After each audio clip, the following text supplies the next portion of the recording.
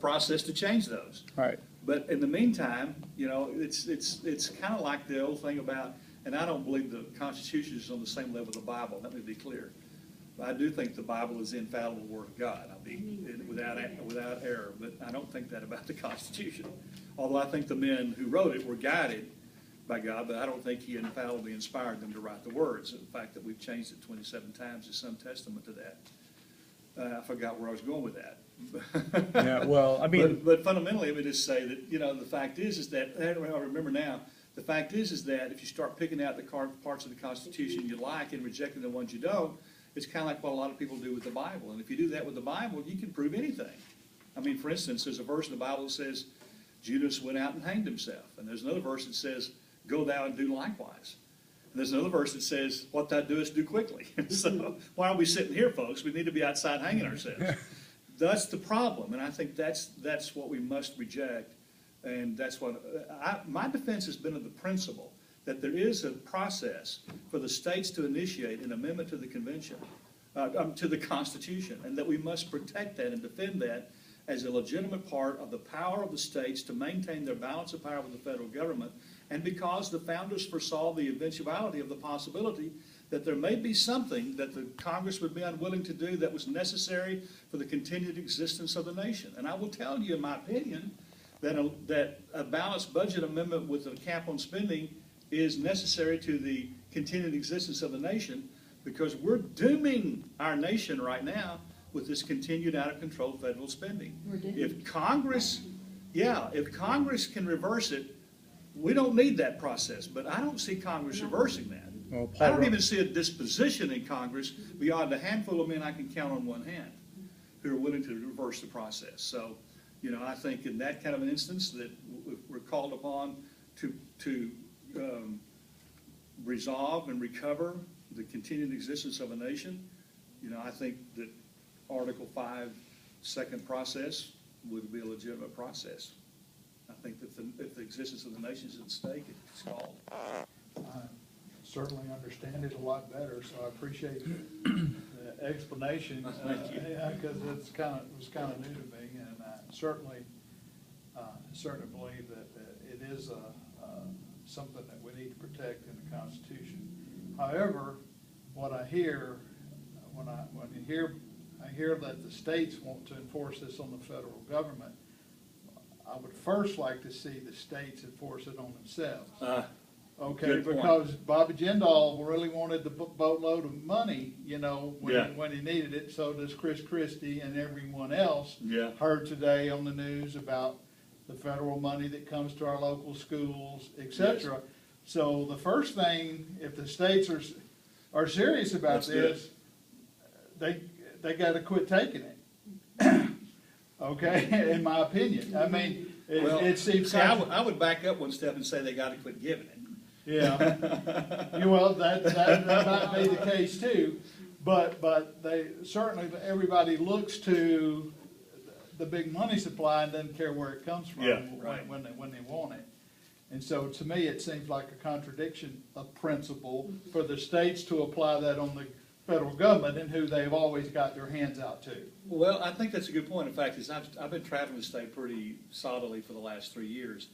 And one of the things I've discovered as I've traveled the state, and probably all of you knew this before I did, but I've discovered that the state does to the cities and counties the same thing that the federal government does to the states.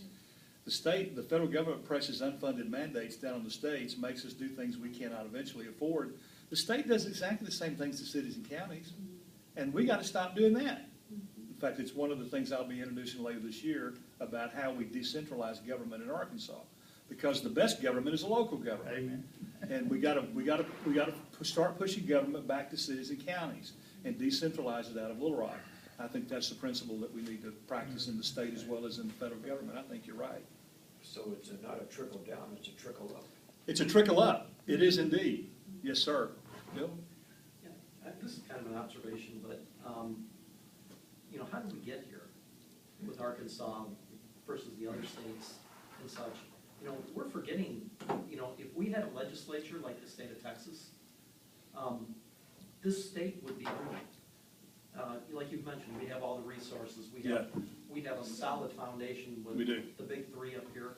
Right. But, and I was just in Texas, about a month ago. You know, they're moving dirt down there, the construction, you're almost like you're in a different country there. And why? It's, you know, in 2006, the Republican Party did not even run a candidate against Mark Pryor. There was nobody. His Yeah. challenger was the Green Party. You know, the Yeah. problem starts with us, the people. Now, that it did start. That's starting to change. People are involved now with government. But even if, you know, say you get elected, if we don't get the legislature right and make this a pro-growth state, it doesn't matter who you put in. You're right. It doesn't And matter one that's one of the thing. reasons I don't, And- you're not, I mean, I interrupted you, I'm sorry. One of my spiritual gifts, interruption. You just made it up. But, you know, the other thing I noticed in Texas too, is, you know, being the people, they're on a different level up there. The prosperity that's there, because they're able to use their God-given talents, because that state is pro-growth. Well, you know- And we do not have that here. Well- And the message, you know, Rand Paul's changing the conversation already in this, Yeah, in this country.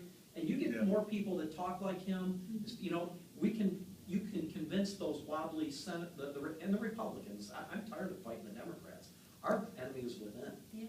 And they can, because their love of party, their love of position, solid leadership with a pro-growth, solid pro-growth message is gonna change this state. And we won't need to worry about any constitutional convention, and you gotta correct me, you know what? You've owned a business, when your hands get tied and you're forced to do something, you know, you do look for every available option, because Right. as that heavy hand of the government, federal government is coming down upon you, the people of your state are looking to you to do whatever you can, because you're the leader of the state. right. So from what I see of this, I've heard this I don't care if Phyllis, I mean, nothing against Phyllis Schlafly or who's ever getting all this. I want to hear the truth.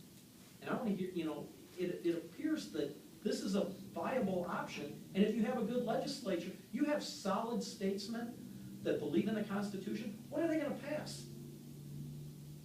They can't pass anything but good. Yes, good point. Our problem starts, it's this big picture.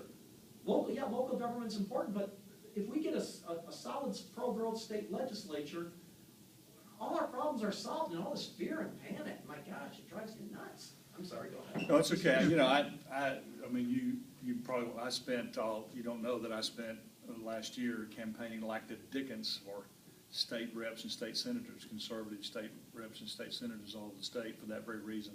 It's your team. And it was actually before I had made a decision to run for governor. I just knew that the Arkansas couldn't continue the way we're going, and that we had to have pro-growth and pro-constitution and pro-states' rights people in the legislature.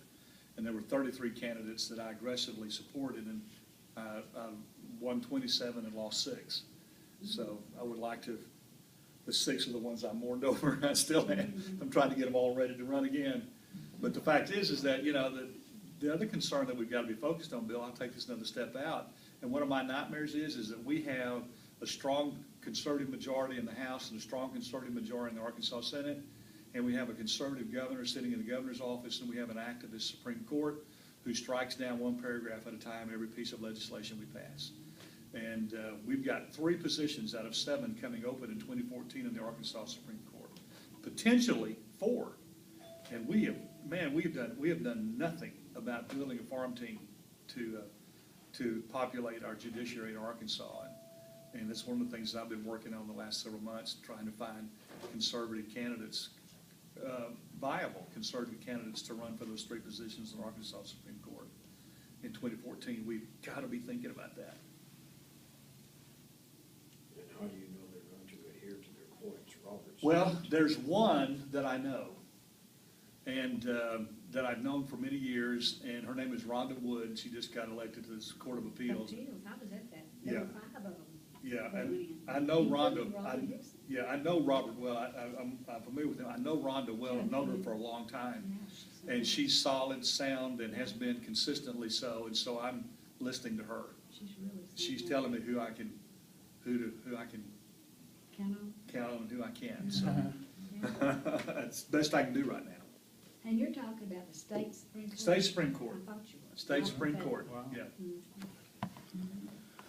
well, I just, the thing is, like I said, I've been talking to that wall with some of these people, and they just keep, and when it comes to the, and I just, and they can't seem to, I'll sit there, Well, and I just don't get where they're coming from. I understand the fear. I appreciate the concern. Let me be clear. I understand the fear and the concern. And I think it's not as great as is perceived. And I think that the concern over, the concern for the constitutionally authorized power of the states to initiate an amendment to the convention, especially when the Congress fails to do so in the existence of the nations at stake, I think that overrides the fear and the concern. But I do appreciate the fear and concern, and I have enormous respect for people like Phyllis Schlafly. And it causes me pause when I disagree with her. I will tell you, I take that very seriously, and it makes me dig really Yes. hard.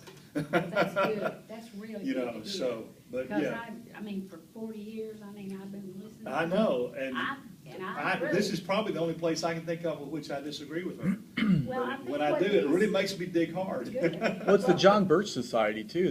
They seem to have something about it, and I just can't figure out I can never get an answer out of them why they. Well, I think they- what it is, it's the nature of the beast right now, what we're living in. Yeah, it is, and it's hard for us to trust anybody. That's right. And I understand so, we don't want anything to happen to that Article 5, Right. but we don't want to trust these people because we've given them the power and they're abusing it so bad. Right.